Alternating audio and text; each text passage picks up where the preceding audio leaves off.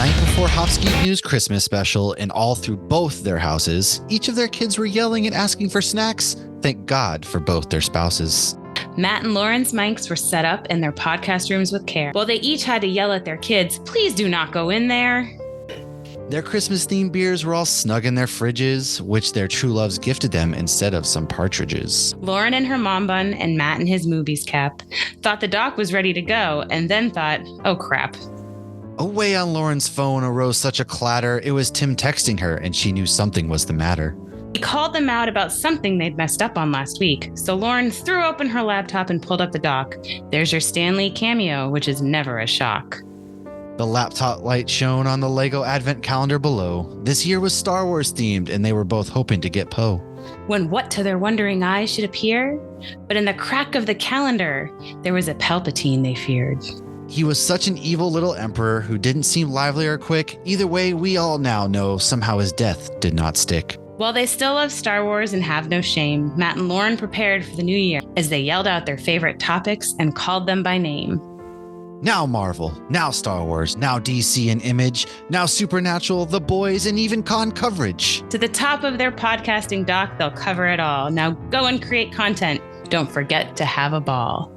Merry Christmas to all, and to all a good night. What's up? Welcome back. Happy holidays, happy Hanukkah, Merry Christmas, happy Kwanzaa, whatever it is that you celebrate. Happy Thank you for coming to Happy Life Day. Thank you for coming and joining us on our very first annual Christmas special 2023. We are Hop's Geek News. I am Matt. With me is Lauren. As always, we talk comic books, movies, TV shows, and we feature a beer of the week. Now, if you've never heard of us before, that's what we do. Typically, we do some news. We talk about what we've messed up on the week before. We go into a beer of the week. We talk about what we've been reading or watching. And then we do a, themed topic of the week, but this time it's going to be a little different. This is going to be a solely Christmas special, our first ever one. We're going to talk Christmas beer we're drinking. We're going to talk some weird traditions we might have, some geek themed traditions, what kind of beers we might drink, what kind of cooking we maybe do around Christmas, 5 movies we can't live without, 5 movies we think are underrated, 5 movies we think that are overrated. We go into some Christmas comics, some random Christmas movies that we think are worth watching, favorite core memories about the holiday. And then we've got some very, very fun Christmas fun facts because Lauren is the genius behind the show and she loves to do some school. That's what we got on tap for you. As always, Hop's Geek News, any podcasting platform, any social media platform. Go ahead, follow us, subscribe, drop a 5-star review, help us grow a little bit. You can catch us coming here soon. We will be at MegaCon in February 1st through 4th of 2024 in Orlando, Florida. Come find us, say hello. We have stickers, we have keychains, we've got all sorts of stuff. We're going to be there, possibly doing a panel or two. And then, as always, if you like this shirt, man, go to roosevelts.com. We don't have a sponsorship or anything like that. However, it would be cool one day, but their shirts are cool. Nice little Star Wars themed. Got some AT-ATs carrying a sleigh. Check them out. Lauren, let's start with you. What Christmas themed beer do you have in your glass tonight? So I actually found this in the back of my fridge. So this is from last year. I have a J-Dubs Brewing Company Season's Greetings Peppermint Milk Chocolate Porter. Ooh, so those don't really go bad though. So that's perfect. Yeah. If it had been an IPA, I would have had another beer on deck ready to try something else. So this is a brewery in Sarasota, Florida. I guess actually we also have one here in Orlando. Oh, they're the ones that are connected to the Magic Arena. How did I forget that? Is that right? I think that's right. So yeah, it's really good. It's very malty. Which I think it might have not been as malty last year. I don't get too much peppermint. I wish I got a little bit more. I don't remember getting a lot of it last year. But I think I actually drank this at Epcot the other day too. Maybe I should have researched this before I came on here. God. But it's a good beer. It's a solid beer. I have it in my hallelujah, holy shit, where's the beer glass? And I wish we got more peppermint porters and peppermint stouts. The best one I ever had was at Wynwood Brewing in South Florida when they were like a new brewery. They were like walking distance to J. Wakefield, and they like hit the keg like while we were there, and like beer sprayed everywhere. I think Brielle was like a baby and it got on her, but it was so good. We brought a growler home and it was like fresh peppermint. Like sometimes the peppermint beers are like gum. Yeah, that's true. There's like I mentioned, there's Virginia Beer Company. They have their Evil Santa, which they have a peppermint version of, and it tastes just like a peppermint mocha coffee. I've seen a few actually around the Virginia area. I'd have to get my hands on some. I don't think there's really any of the breweries that I know of that are big that kind of do them, but I do wish we did have more of them because you're right. For some reason, we don't really have any, and it's Christmas. You'd think they do a lot of pumpkin beers for Halloween. There's not really a lot of. God, so many pumpkin beers. Yeah, there's not really any peppermint beers for Christmas. That's kind of peculiar, but yeah, I don't know what's going on. Get your life together. I'm drinking from Smart Mouth Brewing out of Virginia. It's a local beer this year. Lauren drank it last year. I'm drinking there. A lot of sap. It's an IPA with spruce tips coming in at 7%. It's pretty good, actually. You get a lot of that piney flavor. And I like the can because just like her Hallelujah, Where's the Beer? Christmas Vacation. This is kind of a Christmas Vacation themed can. You got the squirrel in the tree. You got Cousin Eddie off to the side. You know, it's little fool, a lot of sap is what it says on the can too. A lot of really great detail. Artwork is beautiful. I love, and the art is by John Rhodes. Check this beer out. It was actually canned relatively recently too, 11/23. I got it at Total Wine, which is kind of nice because you don't get a lot of these beers in Idaho. So it's kind of cool to be in a place like Virginia that does a lot of these like holiday themed beers. So I'm excited. It's pretty good. It's a little dark. I got it at my little glass here, but it has some good pine taste to it. And it's not necessarily a bad thing. You would think piney. I remember that being very weird. Piney. Yeah. Yeah. Oh, piney, like a good West Coast IPA is nice and piney sometimes. Yeah, they are. It's kind of, it drinks like that. It says just, it doesn't say anything about being a West Coast, but it definitely gives you that West Coast kind of vibe and taste. And it's really good. I'm enjoying it. That's my first holiday themed beer. I'm sure I'll have 2 tonight, to be honest with you. And I believe we'll see what the next one is. Jay actually sent that one to my mom last year, which is how I got to try it. So I just looked up the 2 things to verify because both of them felt wrong. J-Dubs is not connected to the Amway. That's a Big Storm Brewing. And I did not have this beer at Epcot the other day. I had a Playa Linda Peppermint Stout. This is awkward because I said you're the brains of the show.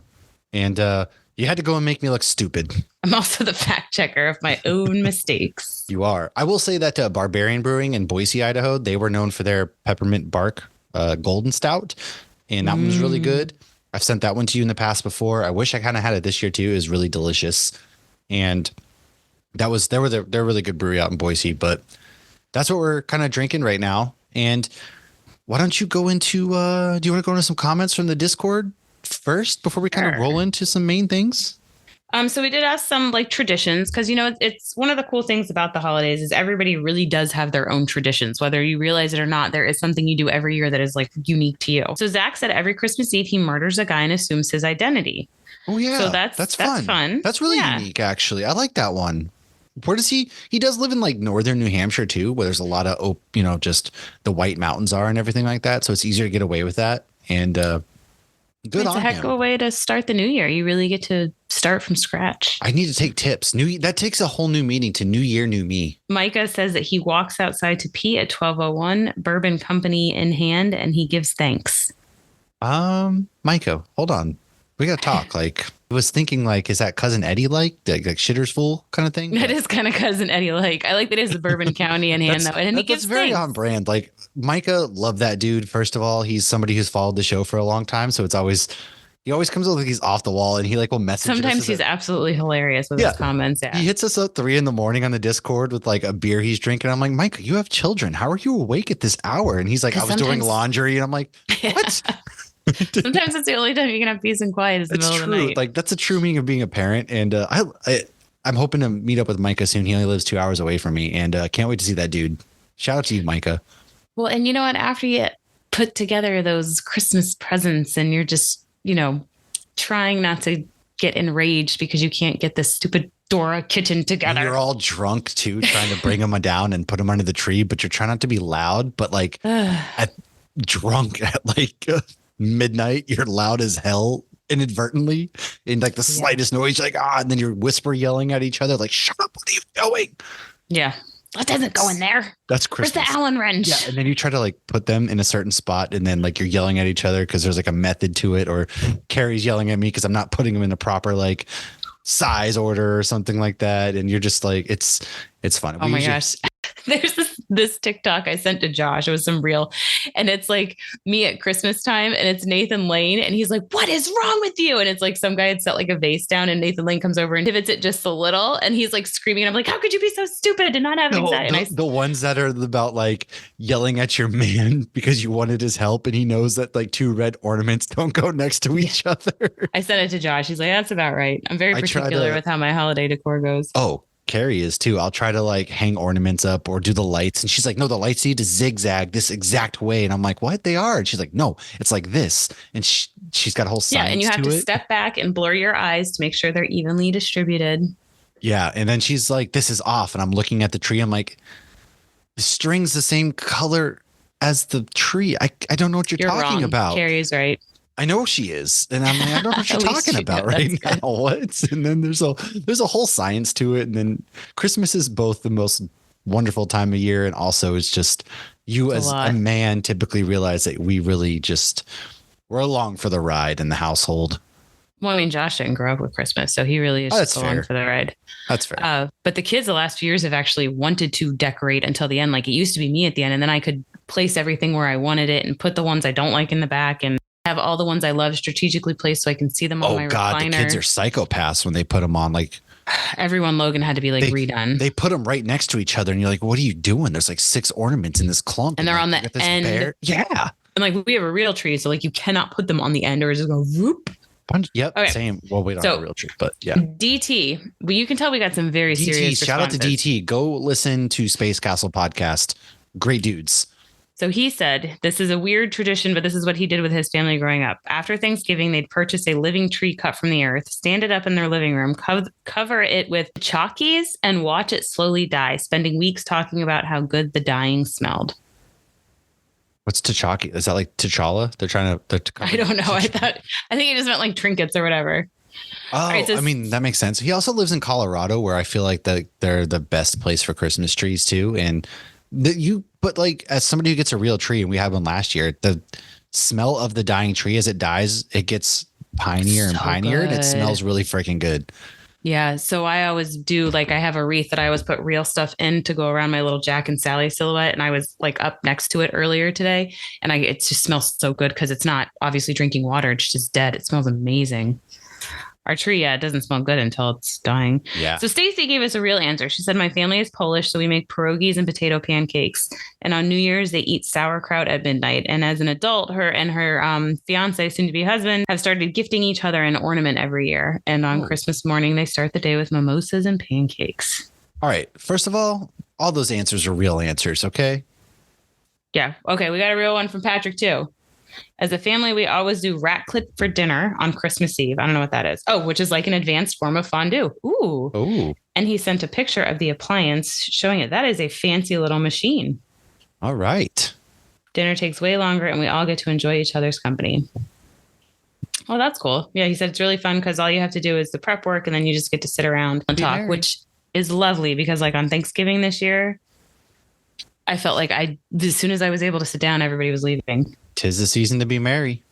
And then he said he drinks too much, and then he's hungover at church on Christmas. So make sure Santa brings y'all some electrolytes too. Yeah, some liquid IV or something like that. Make sure that's the case, because a lot of people. I love the eggnog, and the problem with the eggnog is you want to spike it, but then you're spiking it, and the next like the eggnog gets you really full, and so like it's just a bad concoction of like your stomach is full, you're bloated, and it's just awful. And then the shitter's full. Just awful everything. I've never been an eggnog fan. I like it, but man, it's thick and with like 3 C's, and you just get so full, and you're just like, oh God. Yeah. Josh is all about the farm store's eggnog. Ooh, like there's something. Yeah, you like Costco brand. They have good eggnog at Costco. That was good. I recommend that one. But let's roll into real quick. Let's kind of roll into some holiday traditions of our own. Starting with weird and or unique. What are some things that you have? We have Danish heritage. And so we actually, with my dad, we celebrate Christmas Eve night.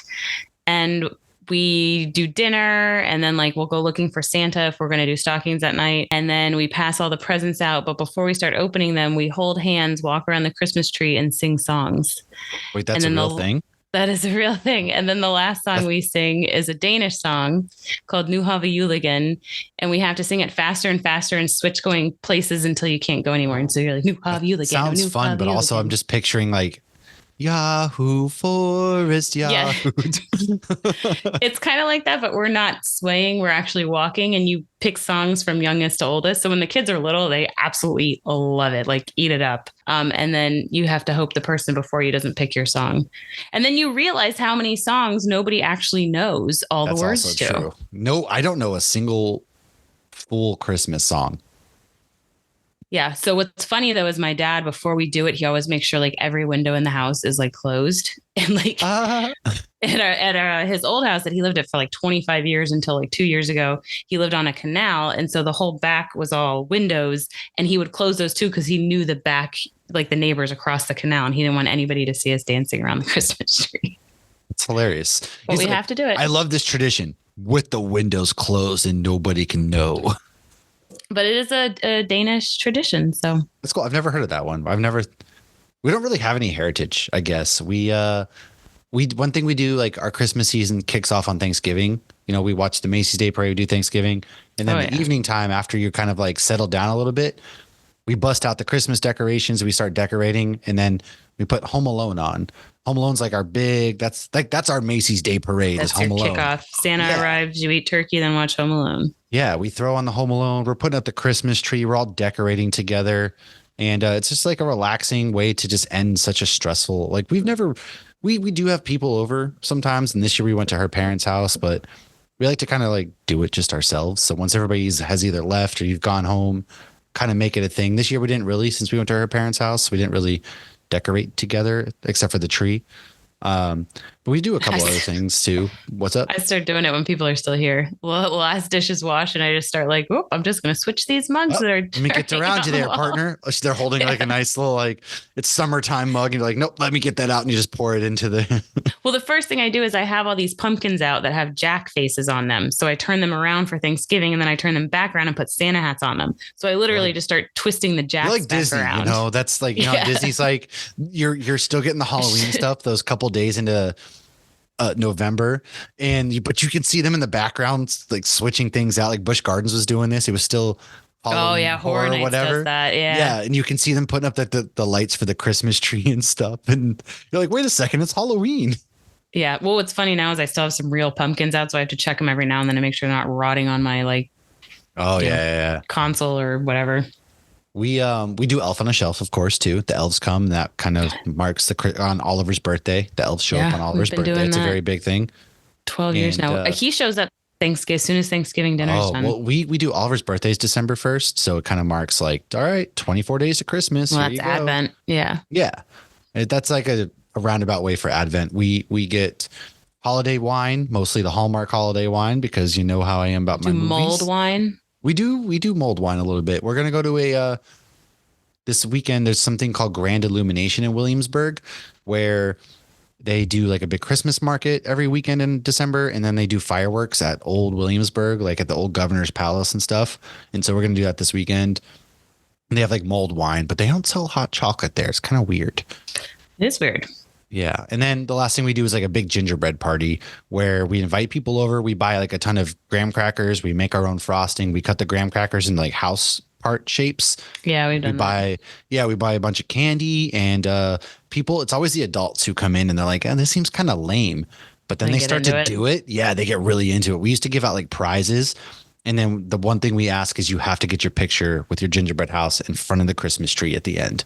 Like that's a thing. And we'll send it to them. And if you're not somebody we care about, like we'll delete it after we send it to you. That sounds mean, but like, I'm not just going to keep like one of my friends on my phone to be like, oh, I'm just going to keep this forever. It's more of like, hey, this is a memory. Like, see, I still make photo albums. Oh, that's a good one. Yeah. So yeah, if I take the pictures, they're generally going to end up in although I'm 2 years behind. You're in one of our photo albums when you guys came down here for Disney and we did the beer crawl. Oh my God. You're also on our vacation wall. Oh, look at that. Look at that. We've made it, guys. That's all. I'm sure we do have some photo albums, and we've slacked on it. We haven't done anything recently, but that's amazing. Look at us. Let's go into some geek themed stuff. We do a character themed ornament every year. We each everybody in the family picks out an ornament every year. Oliver's this year was Blue Beetle. He really wanted Blue Beetle. Aw. Harper's was Draculaura from Monster High. What was mine? Oh God, it was something that I've been obsessed with this year. Now I can't remember, and I can't remember Carrie's. Goodness, I'll have to fix this next week because I can't remember to save my life. But we all do like, and we write the year on the bottom of it, and we put it on the tree and everything like that. So we've got Batman ones, we've got Green Bay Packer ones, I've got Star Wars ones, and Yeah. Trolls on the tree, and Paw Patrol. All that kind of stuff is pretty cool. So that's what we have on Yes. the tree, and then we also do the Lego Advent calendars. This year was Guardians of the Galaxy, which was kind of mid in my opinion, but You always the got some kids weird picked it up. ones.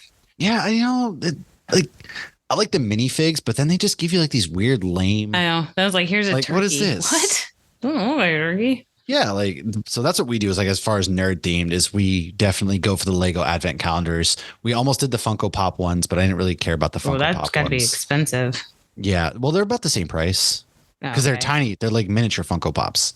Yeah, we're doing the droids this year, but I got it on discount.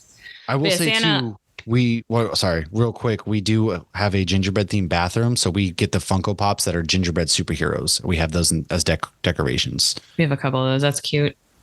But yeah, Santa brings the kids an ornament every year, and last year he brought Logan a bag of potato chips ornament because that's what he That's loves. amazing.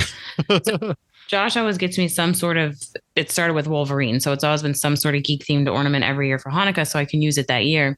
So this year he got me an ornament and I knew he got it at Hot Topic because he's like, I was with him and I was like, He okay, was probably whatever. I'm really not gonna, scared to walk. Oh, I was gonna say if he went by himself, I can just picture Josh being, "What the fuck am I? Like, where is this?" No, he's gotten, I mean, I've gotten Walking Dead, I've gotten Star Wars, I've gotten mostly Marvel. That's how it started. But what was funny is this year, so he got me Loki, but obviously I didn't know. But I looked and I saw all these Nightmare ornaments. So I just assumed it was Nightmare. I told one of the kids, I go, I really hope Dad got me the VHS Nightmare, but don't tell him because if he didn't, I don't want him to go back and go get it. I told him that I said that, but they didn't tell him which one. So he literally bought every single Nightmare one that was at What a Hot guy, Topic. though.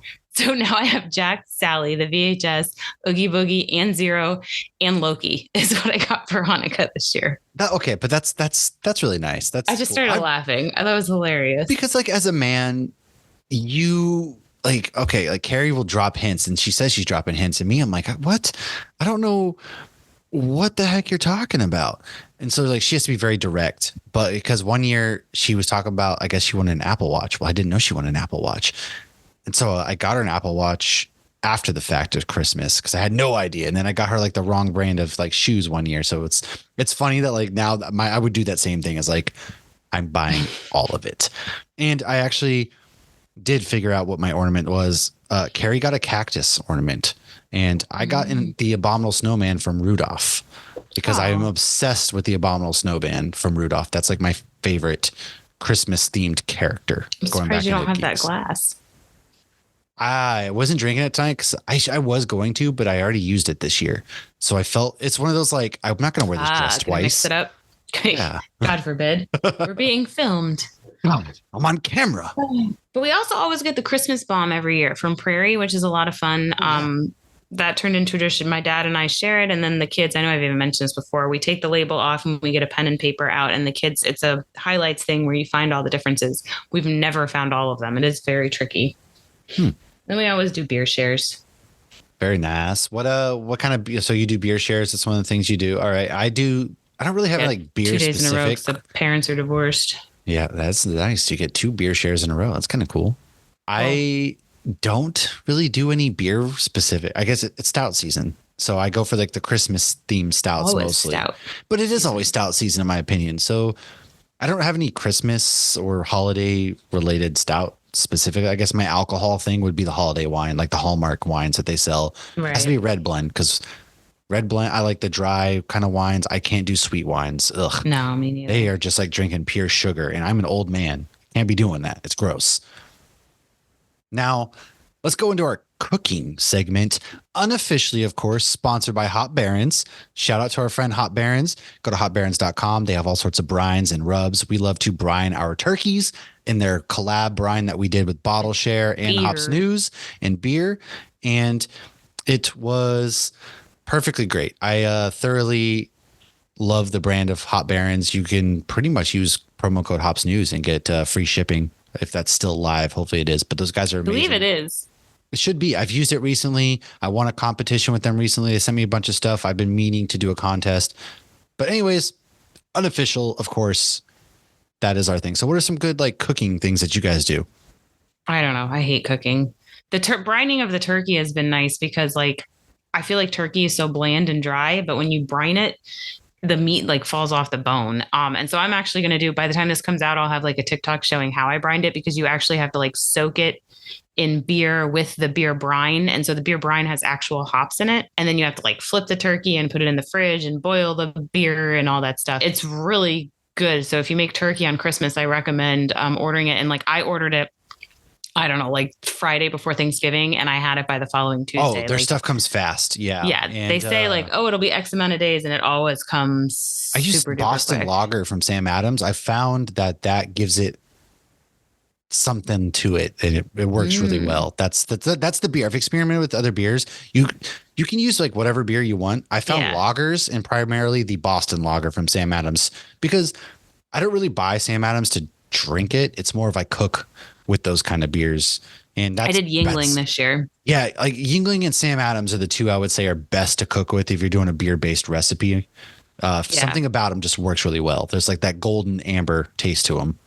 Well, like when I do like because I'll do beer brie too, which literally all I do is open a beer, pour some beer on the brie, stick it in the oven, and wait until the house smells good and pull it out. Ooh. And if I use too much of a hoppy beer, the kids are like, this tastes like beer. It all gets cooked out. But it's supposed to be, as a kid, my mom was like, you're supposed to use cooking sherry. And she would always just pour red wine on it. And then when I got more so to just drinking beer, I just poured beer on it and stuck it in the oven. No. So that's a great thing to do. That's a good idea. Easy. But I feel like Alicia Silverstone and Clueless every time I make it, because I just like drop the cheese in there, pour beer in, and stick it in the oven until I smell it. 2 ingredients, man. That's all you. Actually, I might try that this year. Always good to have something baking when a boy comes over. That's true. Maybe I'll try that this year when we go to Carrie's. We're gonna go to Carrie's family's for Christmas for the first time like ever this year. It is in delicious. our 10. God, we've been married about 9 years now, so it's the first time we've ever spent Christmas there. I might try that because Christmas Eve we're actually gonna be at the Packers-Panthers game. So we won't be doing Christmas Eve stuff because we'll get back probably like 7, 8 at night, and we're gonna watch Hallmark movies. We'll be dancing around the tree right around then. Well, we're gonna as soon as we get back, we're actually talking to her sister. We're buying a bunch of different alcohols to make a drinking game out of Hallmark.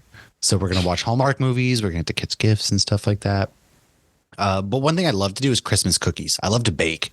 Like for some reason, I love baking. I make gingerbread cookies. I make sugar cookies. I make these really good chocolate peanut butter cookies. Hey, you sent us cookies one year. They're pretty damn good. I love to bake like any and all cookies, like those Hershey Kiss ones. I forget the name of them all the time. Make like those ones or something. M&M cookies. Probably actually what I'm going to do this weekend is bake a ton of cookies to take to work for a lot of the people at work who don't have anybody visiting them for Christmas. Be like, hey man, thinking about you, because I love to do that. If I'm home for the holidays, when there's Christmas dinner, Thanksgiving dinner, I like to invite the younger airmen over to be like, hey, instead of eating shitty like food at home or takeout, like we'll cook, you come. We got a house, but since we're not going to be here this year, obviously I'm not going to do that because I know what it's like. Because I've spent a few Christmases in the Middle East, and it's kind of one of those things like it gets depressing, right? Yeah, it's when you play Have Yourself a Merry Little Christmas and cry over some shitty. Yeah, you eat shitty burnt turkey and stuff like that. So I like to do that. Christmas cookies is like my way to give back. I love to just bake. I don't really even like to eat them. I like the smell of the house because it smells like cookies, and who doesn't love that smell?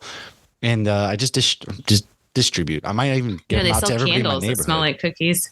They do. I have a couple. Of course, I go to Bath and Body Works, man, and I get the holiday themed candles. That's a big one. I do the soy ones at Target are pretty good. Like the Christmas tree one. Oh my goodness. It smells amazing. Those are good ones. Yeah. And that's really the only cooking thing. We do ham on Thanksgiving. So typically it's like ham, mac and cheese stuffing, and rolls, mashed potatoes, corn, green bean casserole. Corn casserole is like my favorite dish besides carrot souffle.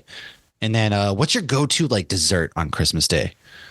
So Christmas Day, we don't have a go-to because we're mainly about Christmas Eve. I mean, it works out well now that both my parents are here. Do Christmas Eve with my dad, Christmas with my mom. That makes sense. But with my dad, our go-to is apple cake, which is again a Danish tradition. We're not really about. I mean, the apple cake's good, but it's not like or now it's rice pudding. It was apple cake, and then my best-in-law What are you, passed 40, away. 10? Like that's an old like rice pudding. What are you in the old folks' home? Because so my best-in-law, which is baby. grandma in Danish, she always wanted apple cake. My stepmom, who makes it, is not a fan of apple cake. And she's like, well, the original Danish thing is supposed to be like rice pudding. So now she makes like, I'll take a picture this year and send it. Rice pudding makes me think of baby food. Here's the thing, though. Right, You're supposed to hide a thimble in it, but we hide a little Viking ship. And then you choke? And then whoever finds it, as soon as you get it, you go because you want to see if you won. I'm literally thinking of baby food. I'm sorry, that's all I can picture in my head. No, it's thicker. But whoever gets it wins, and then they get a box of chocolates in. But you have to share it with everybody because that's the good luck for the year. No, fuck that. My brother is a cheater. He takes but you have to eat what you take if you're going to win, though. And of course, he calls me a cheater, and I call him a cheater. But he's the real cheater. But that's the whole point of eating rice pudding is to get the Viking ship.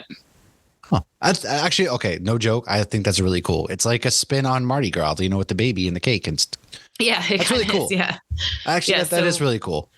I mean, at this point, I'm only 12% Danish, but we still these traditions are just family traditions. Well, that's what it is. It's less about like that's what the holidays are, man. You don't have to be religious because I'm not religious. You don't have to have a specific heritage. It's these traditions to make your own, and that's the best part about just the holidays, in my opinion, is like you don't have to love every aspect. It's more about coming together with people you care about. It doesn't have to be family, even. It could be friends, and making these traditions your own is the best part about Christmas.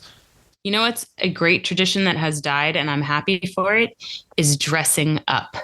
If you look at pictures from I was a baby, my dad is wearing a suit to Christmas dinner. No. I'm coming in like flannel and jeans, baby. That's what I'm wearing. Yeah. I've worn this to Christmas before. Yeah, there's no need to get in a suit. Like you're about to eat yourself uncomfortable and drink uncomfortably. Like there's no need to come in like that. So no, not about it. Now, all right, that was our cooking segment. We're about to roll into our Christmas movies. However, we are going to have a completely different unofficial beer sponsor for this next segment, and we will return in just a moment. Welcome back.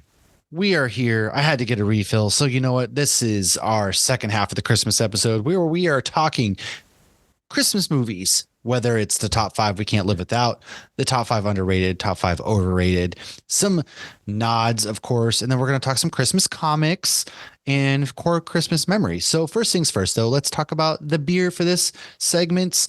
I am drinking Sycamore's Christmas Cookie Winter Ale. It is 7.5%. Sycamore, apparently this Christmas cookie one is a very highly sought after. It's out of North Carolina, brewed and canned in Charlotte, to be exact. We brew this very special beer just once a year, filled with Christmas cheer. It's bound to make Santa jolly. And I think I'm going to actually try to go to this brewery when I go to the Packers game because it's in Charlotte and it's very close to the stadium. And nice. Yeah, man, it's got a cool little festive can. It smells like a Christmas sugar cookie, to be honest with you. It's nice and kind of dark, too. It's like very, very nice. Oh, God, that tastes so good. That is a Christmas cookie in a glass, but it's not overly sweet. So it tastes like a winter ale, but the aftertaste where it kind of lingers with you, it tastes like a sugar cookie fresh out of the oven. It is. That's an intense description. I got to get to Total Wine because I have beer to send you. And let me swing by Total Wine after the comic book shop because they're close. And let me get you this beer because you got to have this one. Total Wine and the comic book shop are close? They're in Costco. They're all like within a mile of each other. It's pretty nice. This beer is good. Yeah, I can see why Sycamore Christmas Cookie is a highly sought after beer because this one is freaking amazing. What do you got replenished? So I have an Evil Twin Brewing double IPA. It is double dry hop with Citra, Citra Cryo, and Mosaic. It's not as citrusy though as I would think it would be. It's taste wise. It looks very citrusy. It does smell very citrusy, but it's not as juicy in the face. But it is very good. The Mosaic cuts it well. And it is called, I'm literally so excited to go and see the Rockefeller Center Christmas tree. It has the Rockefeller Center Christmas tree on we gotta talk about this for a second. Friday night last week, I was sitting there. I was pissed off about work. Work's been a lot, right? Carrie has been talking about that Rockefeller Center Christmas tree nonstop. Like that is her like bucket list item. And I was like, fuck it, let's do it. The Packers are playing Monday Night Football. It's a 6-hour drive. We're going to go up Sunday, spend Sunday, Monday Night Football, and then we'll come back Tuesday. My boss denied it for no reason. He just said no. And so we didn't get to do it. But that Rockefeller Christmas tree has been a sensitive subject in the household of the Roths because, yes, I actually want to see it too, number one.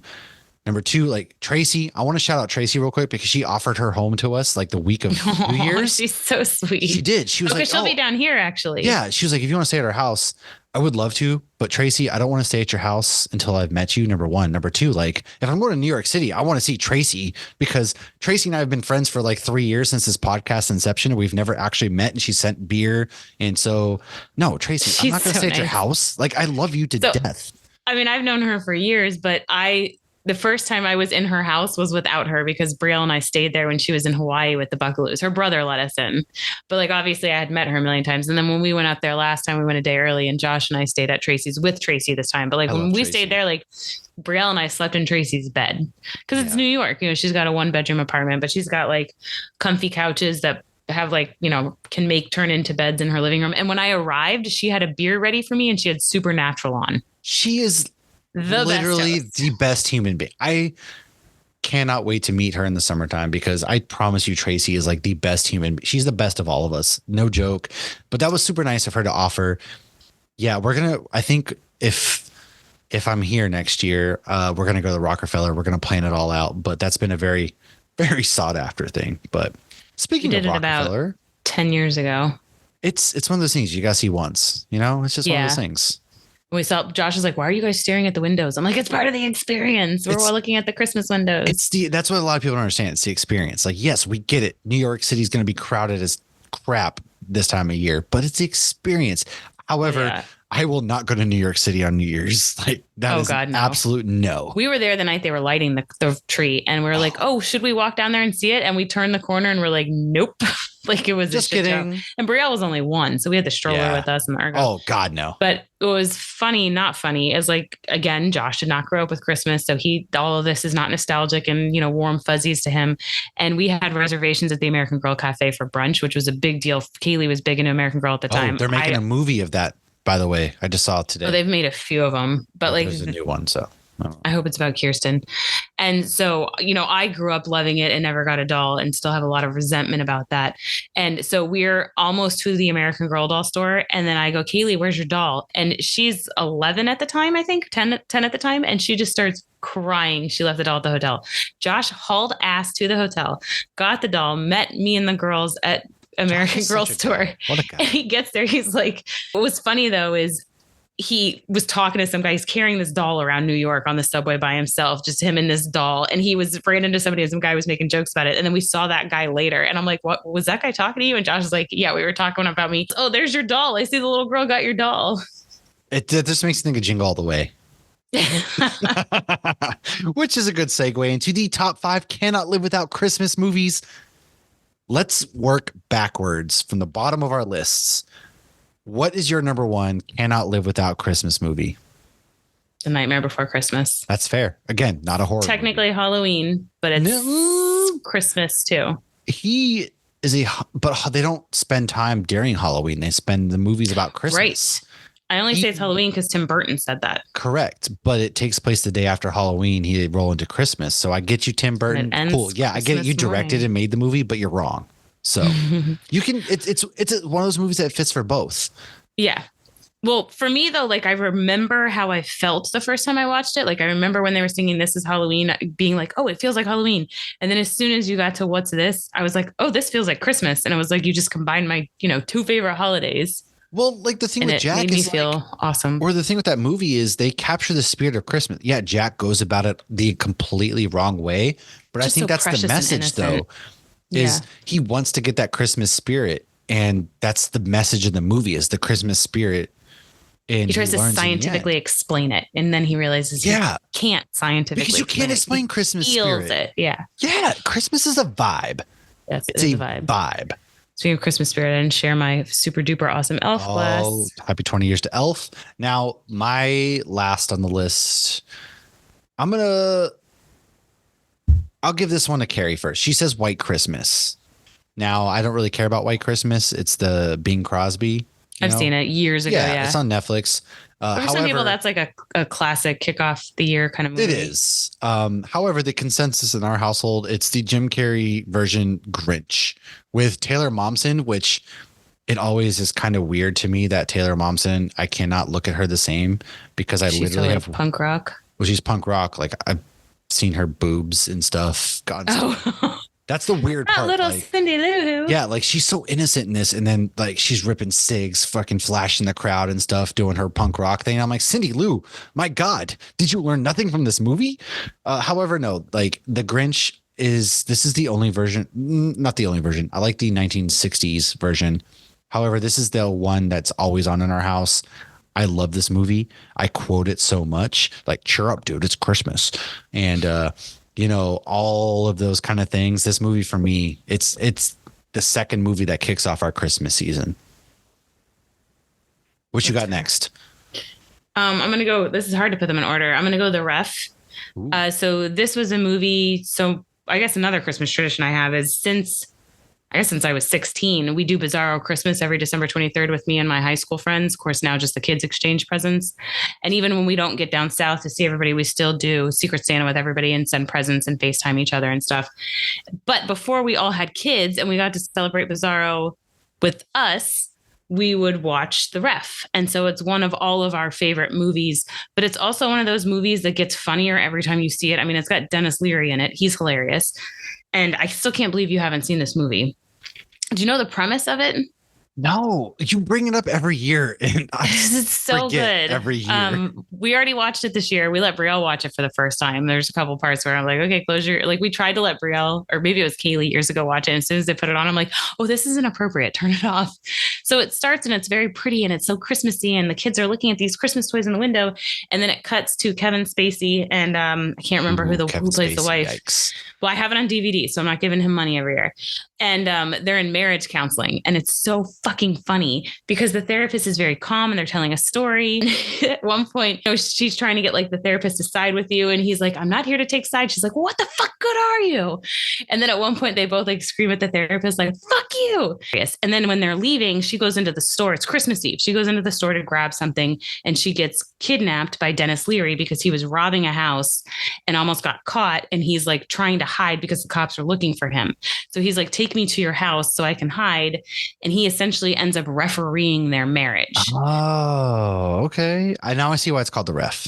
Yes. But then like he has his mom and his brother and her family coming over, and it's just so hilarious because the way that they're still fighting and arguing with like this guy has like a gun pointed at them, and it's just fantastic. I do. Yeah. All right.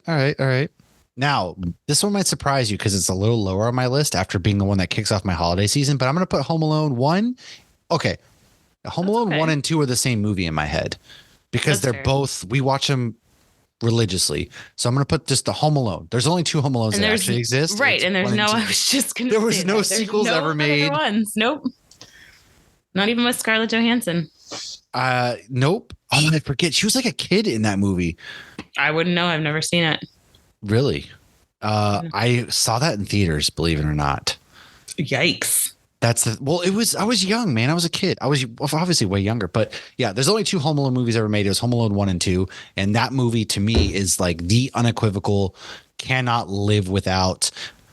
You can't. The Wet Bandits, New York City. Again, you got the vibe of New York City because everybody would think Christmas is New York City. Then, of course, you got the McAllister house. It's Macaulay Culkin. Right. Joe Pesci. Like, come on, man. Well, yeah, we just did a whole episode on this. Yeah. It's not in my top 5 because it's just so hard. It is. It is hard. It is very hard. And top 10. I'm gonna roll into this next one. It's my number 3 is Elf. Same. For the sole fact that it's Elf. Like, need I say hilarious more? Beginning to end. Elf changed cinema, Christmas. and it changed Christmas, but also I think it was like the last great Christmas classic to actually come out, in my opinion. It's a My family opinion, movie. the last great Christmas movie that has actually changed Christmas movies and become an absolute classic is Elf. It came out in 2003, 20 years ago, and it launched Will Ferrell's career. And I don't want to get too much into it because we're going to do an episode of Elf Launch next his week. career, but I mean, he was already doing old school and stuff. But he became a leading man after. We'll talk about it next week. Yeah, we'll have a lot of fun week. facts I'm gonna like next that. week's show is Elf, so I'm gonna put Elf there. What is your next? Yours is Elf as well. Elf as well, yeah. All right, what's your number 2? My number 2 is going to be. Oh wait, no, we're going backwards. This is my number 4. Did I start? I started the best. Nightmares is my number 1. Did I do it wrong? The best. I went started from my least to best. Yeah, we did. I started from my best to least. All right. Well, you started from your best to least. So you go next. I'm going the opposite. No, this is good because then we already know your number 1. We're getting to my number 1. Okay. So my number 4 is Christmas Vacation because again, the older I get, the more I relate to Clark Griswold, and I just love all the lines. And you really start to feel like you want to plan this amazing Christmas, but everybody's just driving you nuts. That's true. That's my number 2. So I'm glad you did that because that's my number 2. It's my second favorite because I don't know, man. It's got everything. It's got the way Clark Griswold loves Christmas is the way I feel about Christmas myself. Yes, Chevy Chase is a shithead outside of the movie, but that's not the point. But I didn't know that till recently. Yeah, like the way he, if I had any sort of like willpower, I would do the lights too. I just don't want to climb on the roof and I'm lazy, so I don't do that. However, his entire embodiment of we're going to go to the middle of the forest, chop down our tree, like that's my Christmas. He doesn't spirit. have an axe. That's me to a T because I would forget the axe. I love Christmas to the degree that he loves Christmas.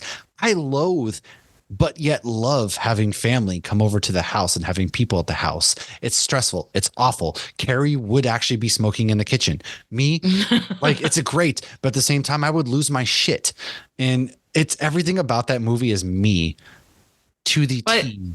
Love that he's trying to be wholesome. And he's like, look, kids, a deer, whatever he says, and he flicks off. That's again. Me. Just, it just gets better and better as just relating to him. It does. And all right, so what's your bottom number 5? The Family Stone. Never seen it. This is one, I think I've said this before. I usually watch it every year by myself. Kaylee started watching it with me a few years ago. I think Brielle's going to watch it with me this year. It's a dramedy. So it's comedy, but it's also drama. Sarah Jessica Parker, Luke Wilson, the president from Secret Invasion, the guy from the show Coach. Apparently, I remember nobody's name. A lot of famous people in it. And it's like Diane Keaton and the guy from Coach, also Mr. Incredible. Their kids are all coming home for Christmas. So it's very sweet to see. There are very sad parts, but it's a family. I can see why this one for you. That's Kaylee's coming back for Christmas. Oh, well, I mean, I've been watching it for years. I know, I was just making sure. But I mean, Kaylee lives 7 minutes away too. But true. But I don't know why this one just speaks to me. And there's certain moments in it that I really love because it's like 1 second it's the siblings acting like full. I mean, like at Thanksgiving, my brother and I were talking shit to each other and being assholes to each other. And it's like, that's just what you do. That's just what you do.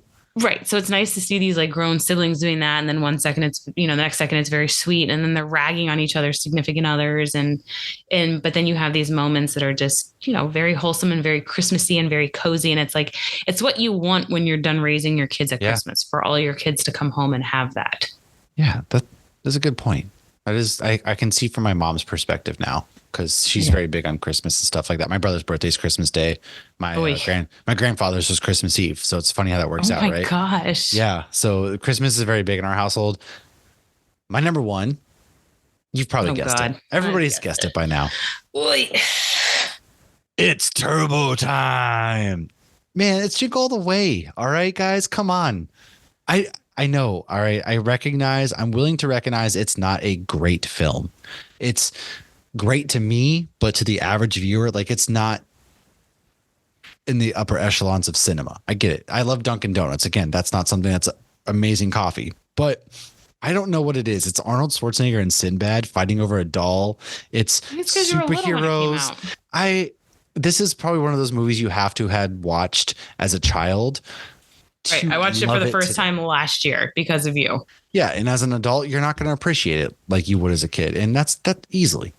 It number was one nice to see movie. Phil Hartman. I hadn't seen Yeah, him in a while. Liz. Oh, Liz, these cookies are great. Put that cookie down. It's man, and Phil Hartman being the heartthrob, like this was one of his final movies too. At that, it's really sad, and yeah, dude, like the whole movie's great. The whole movie, man, it's ridiculous. It's over the top. It also like people don't realize like that's literally what Christmas shopping was like back in the day. If Oh you my did gosh, not get that Cabbage toy, Patch Day dolls or yeah, Tickle Me Elmo. there was no online shopping. It was you had to go to the store 3 days before they opened on Black Friday, or you were not getting that toy or TV or whatever it was. It's just something nostalgic about Christmas shopping. And yeah, that's my number one. Let's roll into our top 5 underrated Christmas movies. I gotta cut one. I will cut one. However, I'm going to go ahead and say like the Muppets Christmas Carol is on there, even though it's not underrated. I don't hear anybody talk about it. I do. I don't. See, I don't know anybody outside of my family. I need to make my kids watch it. I haven't seen it in a million years, and my kids. We watch it every year, a bunch, but nobody I know there was talk talks about how Alfred is like so good in it because he took himself so seriously and treated the Muppets like humans. Oh, see, yeah. So that's not my. Now I'm going to start at my number one. Hallmark movies, man. Hallmark movies. There's something, and there's a scientific explanation as to why Hallmark movies are as popular as they are. It's because they're predictable. People love to watch Hallmark movies because the stress of the holidays, the known factor of how this Hallmark movie is going to end is just like hits them. So for me, my number one out of all of them are Hallmark movies. So what do you got? For my number one most underrated for Christmas, Yeah. I would probably say The Night Before. Oh, very good movie. I love that movie. Yeah, I don't know. I feel like people are just now starting to kind of realize, and I don't know why, because the cast is Seth Rogen, Anthony Mackie, and Joseph Gordon-Levitt. Like that's a stacked fucking cast. I get that it's not a movie you can watch with your kids. And honestly, I watched it with my dad one year and that was uncomfortable for a couple scenes. But it's so funny. And it's so, again, nostalgic, similar to Violent Night, like so many references to Hans Gruber and She Home Alone to Me. And it still has the, fun Christmas feels too. And you get, it's my husband loves it too, especially the scene when he's like, Seth Rogen has the giant, Jewish star on his chest and he runs into his wife at church and he's all high. And then he's like, we didn't do that. And he's like, pukes in the freaking church. I only watched this movie because you. It's so good. But I'm really just, good. I've seen like somebody did a TikTok on like how this movie is underrated. And like, he's like, I've only seen it once. I just saw it. So that kind of, took me by surprise. Normally I would have said remember it coming in theaters. Josh actually saw it in theaters. He was like, went with a friend and he was like, yeah, it was really good. So I think the next year then or maybe we even rented it that year or something. I don't know. But he was like, yeah, this movie's hilarious. And he was correct. It is hilarious. And when it's got the one guy who plays the weed dealer and like they mix in a Christmas Carol. No, the guy, he plays the weed dealer in the movie. He's a big super duper famous. I don't remember now. I'm sure Tim will probably call me out on it, assuming he's seen the movie. He already got one cameo. It's Christmas. He gets 2. And this is going to be a longer episode. We're in the gift of the interest of giving. Yeah. Well, my number 2 is Fred Claus with Vince Vaughn. That's another Kevin Spacey one. Oh, that's right. It is. Yeah. It's not great, but there's something about it that's like it's a good movie. He's, the son or brother of Santa Claus and Paul Giamatti is Santa Claus, isn't he? Yeah. And then the siblings anonymous group or whatever. And you have actually Sylvester Stallone's brother, Bill Clinton's brother. Like they're all in there. Like, I think one of the Baldwin, Stephen Baldwin is there. Which he's like, I'm Santa's brother. They're like, you're not taking this seriously, man. I like that movie. It's fun. It came out forever. Honestly, it didn't come out too far after Elf. I don't think it came out a long time. And to me, that one's a good one. And that's a good one. I'll roll into my number 3 too. Jingle Jangle. It came out within the last couple of years. It's got Forrest Whitaker in it. Came out on Netflix. A really good movie. Really, really good movie. It also has I always get them mixed up. From Key and Peele. He plays the bad guy. It's Key or Peele. Yeah, it's not the one. Oh my God. How do I don't. Jordan Peele or no, Jordan. I don't know. It's Is it the tall one or the shorter one? the tall one. Okay. I don't know how I always get them mixed up, but I do. Because they're always together in the show, and it's called Key and Peele. That's fair. Obviously, they don't look alike. Jordan Peele is the one who does all the amazing horror movies. But that's behind the scenes. Keegan-Michael Key, or whatever his name is, does the. And then Jordan Peele. Yes. So Keegan-Michael Key plays the bad guy in this movie. It's really good. Honestly, it's on Netflix. Came out a couple of years ago. Highly recommend. They're pretty funny. So I have 6. This is going to be hard. No, you can't put this movie for your favorite and underrated. Why? The Ref? Okay, I guess you can. But it is underrated. But you already said, okay, I'll give it to you. It's Christmas. I'm in the mood of giving. Okay, yeah, The Ref. I already explained why it's underrated. My God. What's your next one? Arthur Christmas. I feel like that movie doesn't get respect. Really got into that one. It's super duper cute. So it's about like Santa's kids and like, but like the one kid like Arthur Christmas, and he's voiced by Xavier. Yeah. Apparently I know no actors' names tonight, just previous Xavier, you're talking about Patrick Stewart? No. Sir Patrick Stewart? Oh. No. Young Xavier. James McAvoy.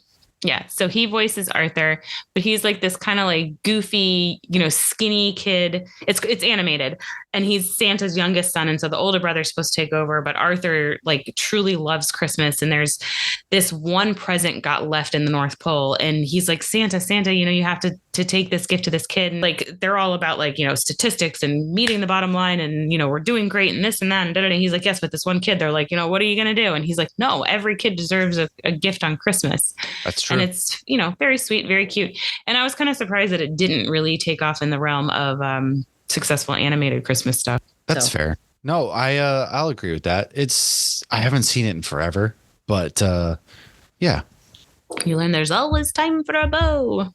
I will go ahead and throw my hat into this one. It's 8-Bit Christmas. Yeah, I agree with this. That movie kind of came and went for a lot of people, but it's Neil Patrick Harris. It again brings a very, very nostalgic factor where they're talking about getting the first Nintendo, man. Like, yeah, because it's only on HBO Max. Yeah, I mean, maybe, yeah, that might be why, but I love it. I love it so much. It's so good. It just brings me back to when I was a kid again. And that's why I love that one. And then my number 5, I'm going to go ahead and tell you, is Spirited with Will Ferrell and Ryan Reynolds. I feel like that came and went on Apple TV like 2 years ago, and no, that was last year, wasn't it? It was last year? God. I think it was. But I think again, that's because it's only on Apple. But I do think that one is getting recognition.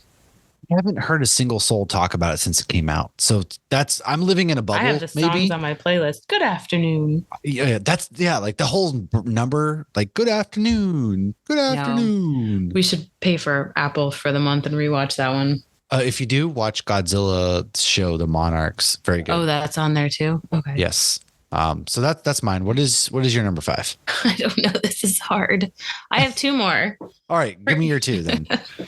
I don't know. Prancer. Did you ever watch Prancer? I don't even know what that is. No. So Johnny Galecki was in 2 Christmas movies in 1989. Wow. Christmas Vacation and Prancer. So Prancer, this is probably one of those movies that if you watched it now, you would be like, oh, all right, okay, I don't get it. It's one of those you have to watch as a kid. Let's like Jingle All The Way. Yes, I was 6 when it came out, and there we go. Florence Henderson is a crazy old lady in it. And it's this little girl, and she basically finds Prancer, and Prancer's injured, and she's trying to get Prancer help. Her dad's farm isn't doing great, and it's very cold and a lot of snow. And her dad's like ready to like shoot Prancer to put it out of its misery. And she's like, no, it's Santa's reindeer. And of course, nobody believes her. But my spoilers, God, that's dark. It is Santa's reindeer. What? But what's funny is watching it back when you see like Prancer, go with Santa. I don't think I'm ruining anything you didn't know was going to happen. The just lack of CGI it also came out in 1989, is so funny. Yes. But I always just loved watching that. And I think I related to the little girl. She was about my age. She was big believing in Santa. And for me living, growing up in Florida my whole life, not having just snow like that, like seeing all this snow. And it was just, so Christmassy. You bring up a really good point. We were talking the other night, Carrie and I.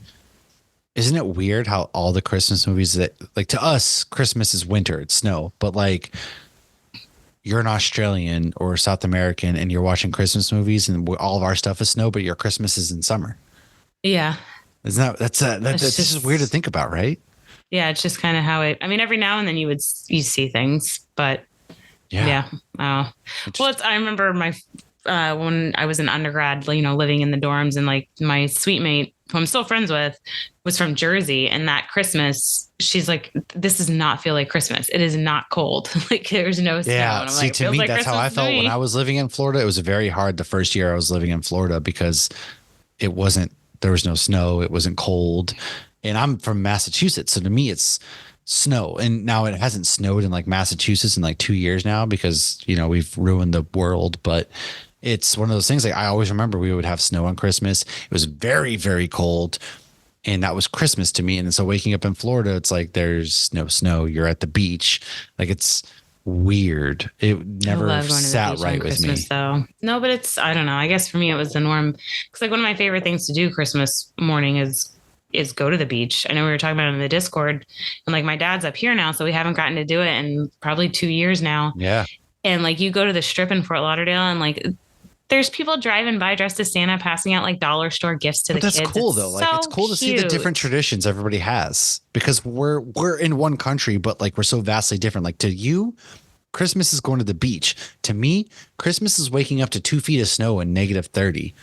Like that's the beauty of it, right? Like, yeah. Why don't you have boat parades up there? We could, but we don't really do the boat because the ocean's like frozen. So. Oh, I didn't think of that. Well, like when my dad, lived on the canal again up until 2 years ago, we would go for a boat ride and go look at the Christmas lights because everybody would decorate. Yeah, see, we drive around Christmas lights, not the boats or anything. I mean, we do that too. Yeah. And we'll go walk around too. There's still houses that go, get out of control.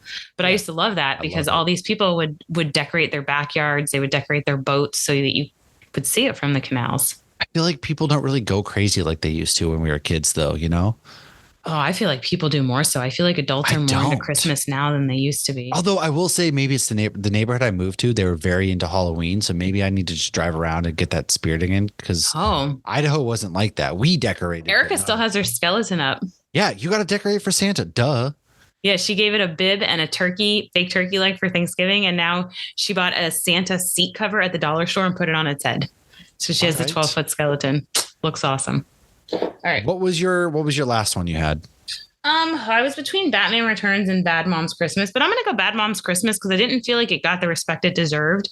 I think even if you're not a mom, you'll enjoy this, but if you are a mom, you'll enjoy it even more. I only saw it once. Yeah. It's just, it's vulgar and it's funny. And, they get with Catherine Hahn and Kristen Bell and Mila Kunis. Mila Kunis. I was going to say Misha Collins, but I was like, dude, that's not even close. No, both awesome people. Yes. But they bring the moms into this one. So like Susan Sarandon plays one of the moms. You recognize all the moms. All the moms are good. Yeah. Well, and the one mom that played Mila Kunis's mom, she's in The Ref. She's in The Grinch. She's in a bunch of Christmas movies. But it's, you see this, like you get overwhelmed at Christmas, but you still want to make it magical. And then these moms like go to the mall and get drunk and sit on Santa. And some of it's a little over the top and whatnot. It is vulgar. Yeah. But but as a mom though, there's like a lot of stress on you guys around Christmas more so than a dad. And so it's more about like letting loose. Right. And there's not as many vulgar movies targeting moms. Women. We have Bridesmaids and we have Bad Moms. And I think that's it. I mean, don't get me wrong. I love them. A lot of movies are targeted to people in general. But having those too, it's like girls can be raunchy and funny too. Yeah. Why not? Right.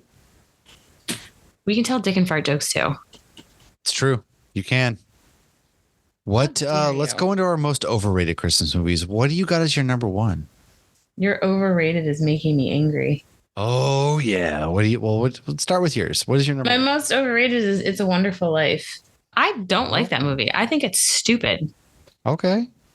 Don't care about it. So I'll be honest with you. I just don't. I don't have George Bailey is an asshole. Like Miracle on 34th Street is probably an overrated movie to me because I don't give a shit about that movie, but I didn't put it on my list. I put Charlie Brown Christmas.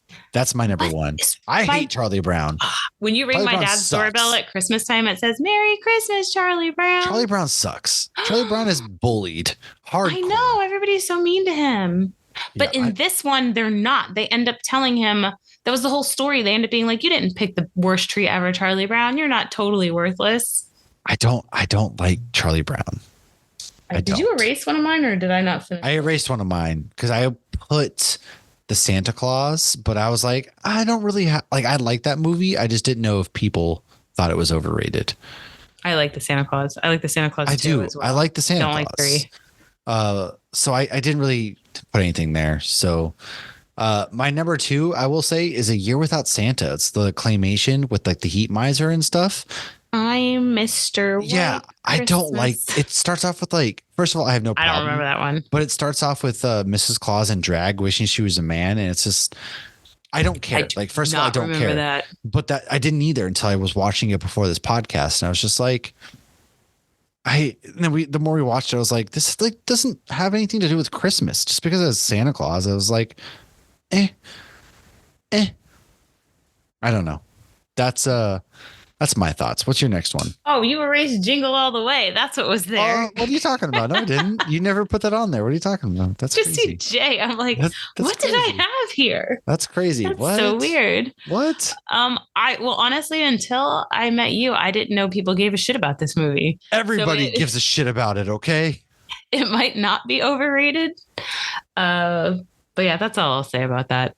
We did do a whole episode on that last year. Interesting. All right. I'm going to go Christmas with the Cranks is my number 3. I don't care for that movie. I'm sorry. I like that movie. I'm sorry.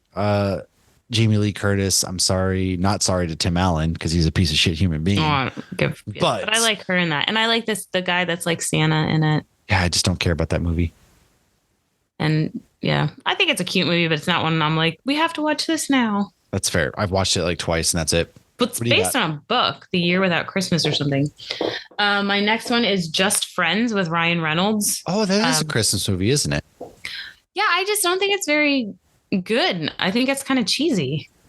And I watched it for the first time maybe a year or 2 ago, and I was kind of disappointed. It's about more than being sorry or whatever. Is that the one girl? Anna Faris? Yeah. And I really like the other girl. She was like in Varsity Blues. Yeah, Varsity Blues. She was in Road Trip and all that kind of stuff. Yeah. What's the movie? Is she in the one with Ashton Kutcher where she like a Butterfly Effect? Oh, I was going to say Dude, Where's My Car? But that's right. Butterfly Effect. She was, yeah, that's a fucked up movie. But it is a fucked up movie. At one point, I just pictured her like drugged out on like just looking nasty. I think that was one of the realities. Why are you smiling? My number 4 is Christmas Story. You already know. I don't care for Christmas Story. I think it's a lot of people don't. I think it's not a good movie. It's not. You liked the sequel though, right? The sequel was good. I really liked the sequel, which is weird because normally that's not the case. Like sequels are not better, but the sequel was great. The first one sucked, man. I do not like that movie. I guess what I love about it though is it's from the perspective of the kid, and it's so cute and funny how he's like, yes, if I have this gun, I can defend my family. And it was literally like the mentality of a child. Like, I'm going to shoot the bad guys. Yeah. It's precious and it's innocent. And I love, I relate to the dad at times when he's like cussing and the whatever the thing went out. Oh, fudge. Yes. Except I just think fudge. I said the mother of all words. But then seeing that the dad is still trying to make Christmas special, like he did still care. And I love seeing them drink wine first thing in the morning, Christmas morning. And then that end where the mom and dad are sitting there enjoying the tree. Oh, that was funny. But at the very end, you just see the parents sitting there, looking at the snow while the kids are sleeping with their toys. It's just very sweet and cute. I think because it was on the 24 hours of a Christmas. I think that ruined it for a lot of people. I think that's why. I do. I really do. I think because Josh doesn't like it because of that. And TBS. Yeah, they started playing it on like Christmas Eve, and they don't stop playing it till the 26th when they start playing Star Wars. And I think that's what did it. I truthfully think that's what did it for me because that's what my parents watched when we were growing up. They didn't put any other Christmas movie on Christmas Day except for Christmas Story. Burned out. And so I was like, fuck this movie because I also hate my parents. And I'm an fudge this movie. You're right.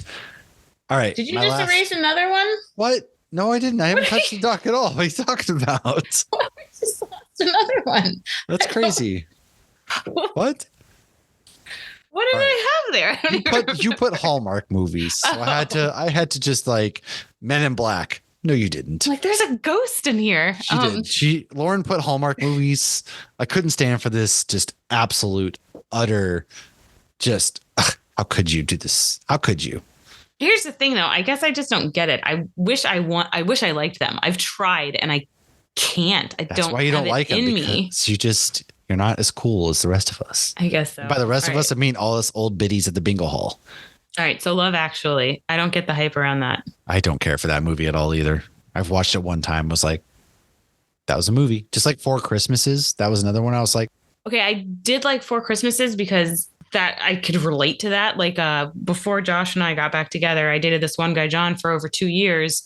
And so his parents were divorced, my parents were divorced, and we did the Four Christmases and we did the Four Thanksgivings. Exhausting. It's very exhausting, Oh especially because it was like my mom and his dad were his mom were in Miami, and then our dads were both in Fort Lauderdale. So we're like, God, the driving on one day. Yes. And we did that. Did you stay for 30 minutes each?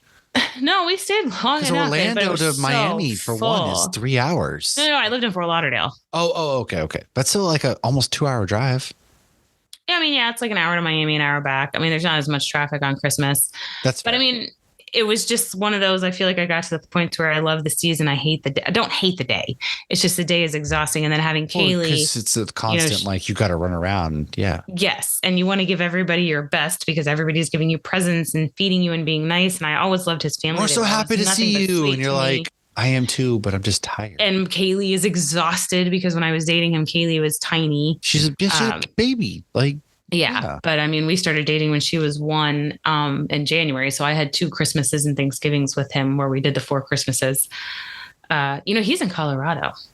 He'd be, when we finally get out there, he works at a ski lodge. I'd love to see John have a beer and go skiing. Hey, hook us up, man. But my last one is Scrooged. I don't really care for the Bill Murray version of Scrooged. Good. Lumpy. Bill, there's like a class of actors that have looked the same age forever. Bill Murray is one of them. Steve Martin's another, and Will Ferrell is the third one. They've always looked. I think that's why it's like Bill Murray to me. I think in that movie he's just always looked like older, and I'm just like, I can't buy him as like having a love interest with anybody. I guess is my big. And it's Indy's love interest. Yeah. Yeah. I think that's my big problem. And some random movies worth mentioning, of course, is Bad Santa, another 2003 movie that was overshadowed by Kaylee's first movie was it was also a different demographic. She was 2 months old, but Erica loves to regularly mention that was Kaylee's first movie. It's hilarious. The Guardians of the Galaxy Christmas special, which has like the greatest Christmas song. It's I don't know, but what Christmas is, but Christmas time is here. Yeah. And then the elbow, the rain, rain, rain. We play that regularly in this house right now. All three of them. Dear. Yeah. Yeah. You got I Want an Alien for Christmas. And then you got the Smashing Pumpkins. Oh, yeah. So I like that. That's like our favorite one to do. Harold and Kumar is another one. The Waffle Bot. Neil Patrick Harris is hilarious. Yes. That's the one where like, I thought you were gay. I'm gay for that. He's so funny. I haven't seen this one. Last Train to Christmas. What is this? Okay. I haven't either. I was Googling Christmas movies to make sure I didn't forget anything or go back later and be like, oh, that's overrated. Baker. And I found this one called Last Train to Christmas. If anybody's seen it, let us know if it's worth watching. I think it might be worth watching. It was 80% on Rotten Tomatoes. It has Michael Sheen in it, who is from Good Omens. And I absolutely love him in Good Omens, but I really wasn't familiar with him at all before that. And so I think I'm going to give this. It's also got Carrie Ewells. Carrie Ells. Yeah. I've never pronounced. I can't either. It's like Princess Chris Bride. Eccleston. Yeah. Robin Hood, Men of Tights, and Princess Bride. Tights. Yeah. So I'm going to give that one a chance, I believe. I'll check it out. 2021. Okay. Interesting. Yeah, but I never even heard of it. Couldn't even tell you what it was about. Yeah, no, I had no idea. And so, all right, Christmas comics.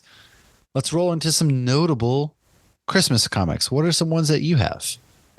So one, we got to do a shout out to Stevie Reyna and Misty Graves. Yes. The Ex Machina. Yes. Nope, it's Ex Machina. You got it. Okay, that's what I thought. It's Santa's basically done with your bullshit. This is credit card comic. You got it. And this one was a lot of fun. Again, a Kickstarter comic. I don't know if you could still get it. I don't know either. Nice I don't think you can, but it was good. I mean, Santa was fighting evil elves, and it was pretty solid. I like that one. I'll give you that one. I read the one you read recently, the Stuff of Nightmares Sleigh Ride. That was really good. It was, wasn't it? It was, the guy was like schizophrenic basically, and he went crazy. And he is an R.L. Stine comic from Boom Comics. And it's a one and done, which was nice. One and done. It's always nice. I like reading one and dones because you don't feel like there's some overarching commitment that you have to make. And because those can be exhausting sometimes. Christmas. Yeah. Like I also got The Deviant, which I really very much so enjoyed. I have not read that one yet. So the second one comes out December 20th, and then the third one comes out in January. It's going to be a 9-issue run. So I'm not reading any of these again until next Christmas. Dude, so there are so many comics coming out next Wednesday. It's insane.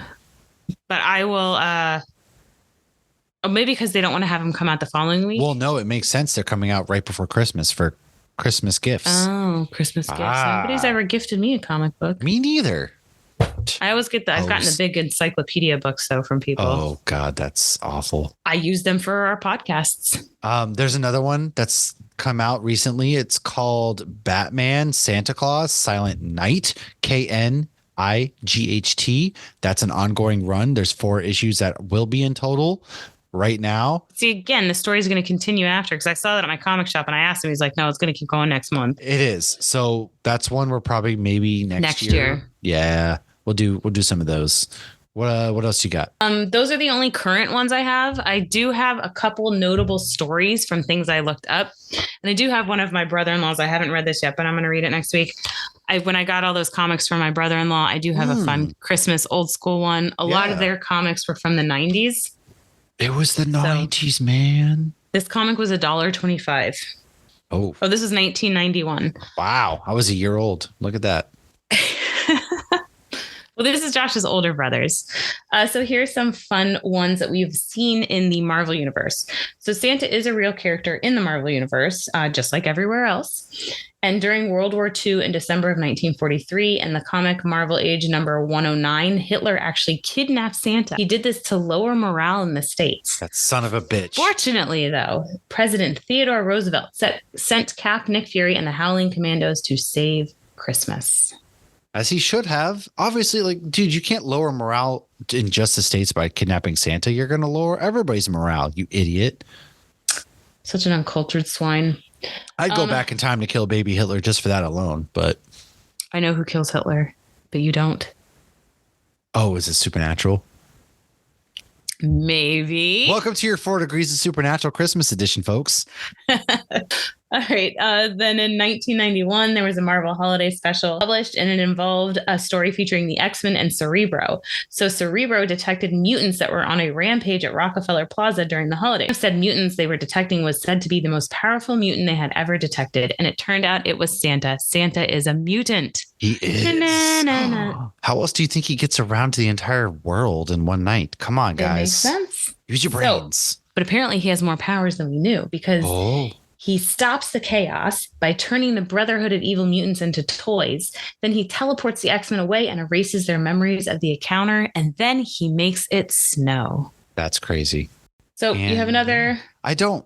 Those were kind of my things. So I do want to hit on one more thing, because we had a couple late submissions as far as Christmas movies that I sent you. Oh, yeah. So why don't you right on top of that road? Hit on my boy Jordan. First of all, I was out there in Idaho with him. Great dude. He, of course, loves Jingle All The Way like I do. So Gentleman and Scholar. What else you got? He said Jingle All The Way, Jingle All The Way, Jingle All The Way, and National Lampoon's Christmas Vacation. Look, that's why I love this man, okay? That's why. Andrew, who has been on the show, he was on the show when we talked about superheroes and mental health. He said his favorites are Violent Night. See, that's coming. Everybody's picking up on that one. The Night Before, another great one. Yeah. A Christmas Story, another great one. Yeah, okay. Charlie Brown's Christmas, another great one. All right, cut her off. And then Here Comes Santa, which I don't know Here Comes Santa. I don't either. I don't know that one either. That's a song. Well, I know that. I don't know that movie either, honestly. Oh, side note, shout out in Fred Claus to Ludacris, because he plays one hell of a DJ. Here Comes Santa Claus. Did I mention I watched that Dashing Through the Snow with Ludacris? You did. It was kind of funny. It was all right. It was interesting. I haven't watched that or Candy Cane Lane yet. I'm saving that for this weekend. But Ludacris literally says at one point, "This is ludicrous." Oh boy. What are we, some kind of ludicrous? Oh boy. Oh geez. All right. So the other one you text me was Adam Berry. So his favorites are Christmas Vacation, Jim Carrey's Grinch, Home Alone, Elf, and Muppet Christmas Carol. That's a solid top 5. This man just gets it. Adam, shout out to you, dude. You just get it. You just do.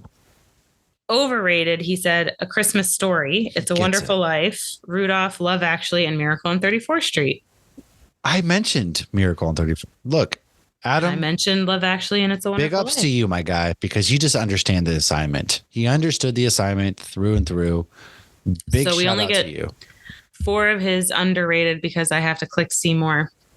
Underrated is Christmas Carol with Jim Carrey, Fred Claus Scrooged, and Arthur Christmas. Look at that. Oh, wow. Well, look at that. And we'll never know what happened in his last comment on that Christmas day. All right. Well, why don't you go ahead and give us some Christmas fun facts, and I can go ahead and deliver us what happened in the rest of his comment. Okay. So a lot of Christmas traditions come from the ancient Roman festival of Saturnalia. It was the most anticipated week on the Roman calendar, and it was celebrated every December during the winter solstice. In paying homage to Saturn, the god of time and agriculture, Romans would take a week off from work, and even their slaves would do so, and they would decorate their homes with pine wreaths, light festive candles. They would attend crazy parties and feasts, and they would exchange gifts. When the Roman Empire embraced Christianity, many of these traditions then carried over to the celebration of Christmas. I had never heard that origin story, so I thought that was kind of interesting. Another fun fact is there is a theory on the origination of kissing under the mistletoe that stems from Loki. So Loki actually killed Balder with mistletoe, and when he was brought back, Frigg, Balder's mom, was so grateful that she said she would kiss anybody who comes under the mistletoe. In 1955, at the height of the Cold War tensions with the Soviet Union, a general at the Continental Air Defense Command, which was Con Ed, which is now Conrad or NORAD, in Colorado, received a call on a top secret hotline. He got very nervous and was wondering what was going on. And then he hears a young boy asking, "Are you really Santa Claus?" The number had been mistakenly published in the newspaper as a Sears Santa hotline. Instead of just blowing the kid off, the now NORAD embraced the role as the official Santa tracker, using the massive satellite network once a year to broadcast Santa's exact whereabouts. All right. I love tracking Santa Claus in that every year. Yeah, we do that too. It's so much fun. I do. I fucking love it, man. So they now have 1,500 NORAD troops and volunteers answer the phone lines on Christmas Day. But now it's all online too. Yeah, but it's no big deal. It's Air Force ran. So just a fun fact for you guys. Now, people in Japan actually eat KFC on Christmas thanks to a very successful marketing campaign by KFC called Kentucky for Christmas. It's hilarious. That's hilarious. I love that so much. I double fact checked that to make sure it was true. You're like, what? This can't be right.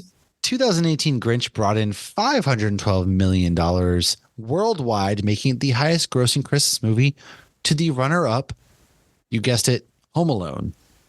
It's a Wonderful Life initially bombed at the box office. It was not until 1974 when its copyright expired and television networks could air it for free. Then, because of this, it cemented its place as one of the most beloved Christmas movies of all time, if you're asking literally anybody else but Lauren and I. Well, I will say there is a nod in Supernatural. Meg calls Castiel Clarence after the angel in this movie. His real name is Clarence? The angel in It's a Wonderful Life. Did Clarence's parents have a real good marriage? Of course they did. That's why he lost the rap battle. Oh, Jesus. Now... And Clarence later gets wings. Ooh, because he's Falcon. He's a peacock. He's got spread his wings and fly in this one, man. Denny's is known for its always open motto, decided to give employees the day off in 1988. However, the 700 of the franchises that closed had no locks per the policy. Thankfully, corporate was able to come through with last minute installations so that people can just walk in there on Christmas Day. And why wouldn't they have locks for if there was a hurricane? I'm a little confused about that myself. I mean, Waffle House closes when the hurricanes are bad enough. Yeah, I very much as well. Now, the filmmaker, Bob Clark, did A Christmas Story and what was this other one? Black Christmas. Oh, interesting. Jingle Bells range. Was actually written by J.P. Morgan's uncle, James Lord Pierpont. This guy was a Northerner who decided to head south and fight for the Confederacy during the Civil War. The song is about the sleigh races that happened in Salem in the 1800s. Originally, it was called One Horse Open Sleigh. It was not intended as a Christmas song, and some of the lesser known lines are about picking up chicks and racing sleighs. You know what? You're just mad because I'm chatting with hot babes online all day. When One Horse Open Sleigh was first printed in September of 1857, it was dedicated to John Ordway, a Boston doctor, composer, and organizer of a troupe of white men performing in blackface called Ordway's Aeolians. Look, man, that's a little fucked up. You think? So there is a good chance that Jingle Bells was originally performed in blackface. On a lighter note, Jingle Bells was the first song ever broadcast from space. Yeah, You that's a skipped little. my warning of you may never look at the song the same way again. I see why now. I see why. This I did never knew that about Jingle Bells. That's a little fucked up. Man. Yeah. We can't have anything nice in this world, can we? Yeah. Interesting. I did not know that one. Why don't you go ahead and hit us with the last with Adam's his traditions, and then Micah had a late write in, and we'll wrap this whole Christmas special up. Oh, Jordan said, "Oh, and Bad Santa is underrated." I think you said that. I did. Micah's favorites were Christmas Vacation, Christmas Story, Nightmare Before Christmas, Polar Express, and Elf. I was disappointed with Polar Express as somebody who I don't like had Polar Express. The bell and always read the book and had the cassette and then the CD. I was very disappointed with. I was at work, and there's a very big generational divide. I'm old. I've realized that now I'm old. To me, Elf is a good movie. Now, to these younger guys, Polar Express is to them what Elf is to me. So they don't like CGI. They don't like Elf. They love Polar Express. But did they ever read the book or listen to the tape? Man, probably not. I don't know. I mean, I do like my hot chocolate. Hot, hot, hot. Micah said overrated was Hallmark Channel movies. All right. We're cut her off. Cut her off. Oh, underrated. Okay. He's got some fun ones here. He said A Goofy Little Christmas. I've never seen that. Oh, I've never seen that one either. You know what I do love? I love Mickey's Twice Upon a Christmas. When that one's a good one. Yeah. Just want to make a good impression. Spider-Man No Way Home. I mean, that ends at Christmas. Iron Man 3 is Christmas. That takes place all over Christmas. All right. Dashing Through the Snow. I don't think I've seen that one. Never seen that one. I'll Be Home for Christmas. Didn't love that one. I'll Be Home for Christmas. Jonathan Taylor Thomas and Jessica Biel. Yeah, I didn't think. Yeah, good. No, and I love him. No, he's Simba. Just stop. Just stop. And then he said Bluey episode 25 Christmas. All right. Now Mike is spitting. He's straight up spitting now. But those last two, fire. And I believe we have one more from John Wesley on Twitter. We have one more from your friend for underrated. That was Violent Night. And then the Twitter, favorite Muppet Christmas Carol, overrated Elf, and the whole Die Hard argument. Shouldn't be an argument. It's not underrated. Prep and Landing shorts. I agree. The Prep and Landing shorts. What? They had a whole Christmas show at Hollywood Studios. The kids and I have shirts. Never heard of it. Oh, they're so cute. There's two of them. And the first one starts with the Nat King Cole Christmas song, which is my all-time favorite Christmas song. Super duper cute. The whole thing is like the elves prep the house for Santa to get into the house. Huh. It's got decent casting. It's on ABC. It's on Disney Plus. You're going to watch that with the kids. They're 20 minutes each or something. They're adorable. Remind me. You got to remind me. Otherwise I'm going to forget. Okay. Tradition. My in-laws usually sleep over Christmas Eve and we play games all night, then have a huge breakfast that includes my wife's French toast casserole. I believe Micah said French toast too. Yeah, I was going to say Carrie likes to make an apple baked French toast. That's really good too on Christmas morning. So that's a popular. I didn't know French toast was as popular as it was. Oh, you know what? Kaylee actually made French toast for us last year, Christmas morning, and she'd gotten the Tiana powdered sugar thingy. They were pretty yummy. Cute. It was adorable. I have to come back down there with Harper when Tiana's stuff opens. But Princess and the Frog. Yeah. Underrated Disney movie. It is. Sure. It is.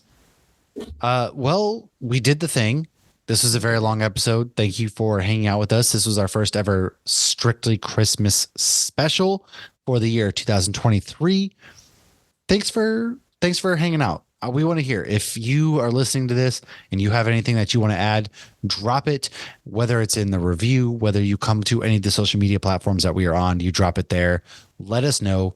Join our Discord. I'm going to put the link for the Discord in the bio of this episode. We love it, man. Shout out to our Patreons this year. We send them good little Christmas gifts. If you want to join that, patreon.com/HopsGeekNews. That goes straight into everything that we do, such as MegaCon, such as probably AwesomeCon, GalaxyCon, all sorts of fun, exciting things that we are going to be doing the year 2024. We are going into our 4th year as a podcast this year. It's insane. We've been growing. We're having fun, and we can't do it without people who listen. So thank you for that. That's a Christmas gift to us. And even if you don't care about Christmas, man, let us know your holiday traditions. I don't care what it is. Let us know. We love to hear it. Thanks for hanging out with us. This has been our first ever Christmas special. Check us out next week where we are going to be talking about the 20th anniversary of Elf. And then You keep saying that. That doesn't sound right. It doesn't sound right, but it is. And then the week after that, we are actually have a special 200th episode where we will be drafting our favorite comic books of the year 2023 with Ken and Tom from our Nerd Initiative and Turn a Page, where you can find us every single week on nerdinitiative.com. Thanks again for hanging out. Take a drink every time I say it. Merry Christmas. Next week. Gladly Merry Christmas, you filthy animals. Feliz Navidad. R.I.P. Cheers. Raise a glass to you. Oh. Cheers.